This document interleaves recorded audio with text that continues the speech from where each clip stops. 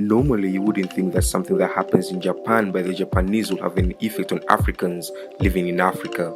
Shaken is a very strict and well-known law in Japan that has a massive and profitable effects on life of Africans in Africa. And here's why.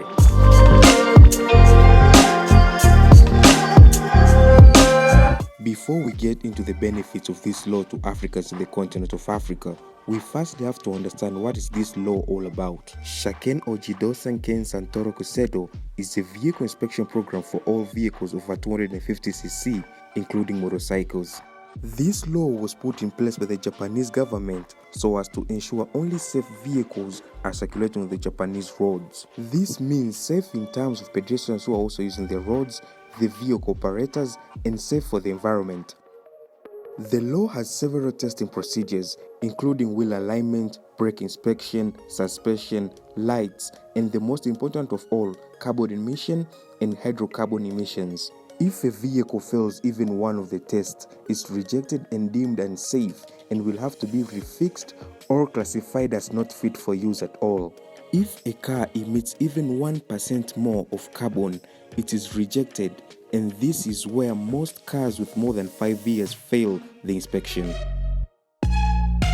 It's among the most strictest and expensive tests for automobiles in the world. This law is one of the reasons why there's a huge availability of low mileage engines, good quality auto parts, and affordable used vehicles from Japan. The law is so strong that most Japanese discontinue their vehicles from service within 4 to 5 years of usage. The Shaken law requires all Japanese owners to do an inspection of their vehicles every 2 years for personal vehicles and once every year for rental vehicles. A regular Shaken for a mid-sized car is between $450 and $2,000, all depending on engine size and the year of manufacture.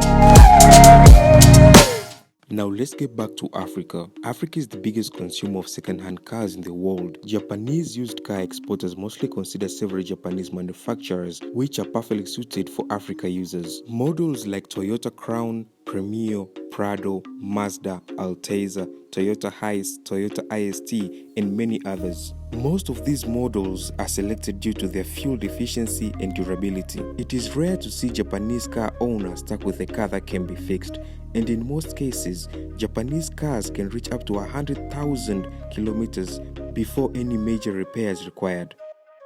On better fuel efficiency, this is one of the biggest advantages of Japanese cars to Africans. Since the Japanese auto parts industry has invested a lot of research into producing more fuel-efficient cars, it's an advantage to African users in Africa.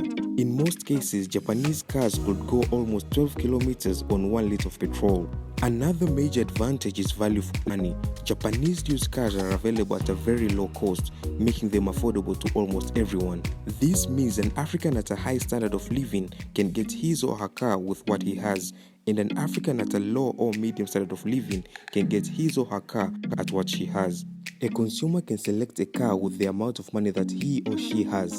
A car with low mileage will cost more, and a car with a high mileage will cost less. The resale value of Japanese car doesn't seem to depreciate as fast as European or American cars. But with the growing of globalization, why would Africans choose Japanese used cars and not, let's say, Chinese, American, or Russian? This is because of tense political history between Africa and the West.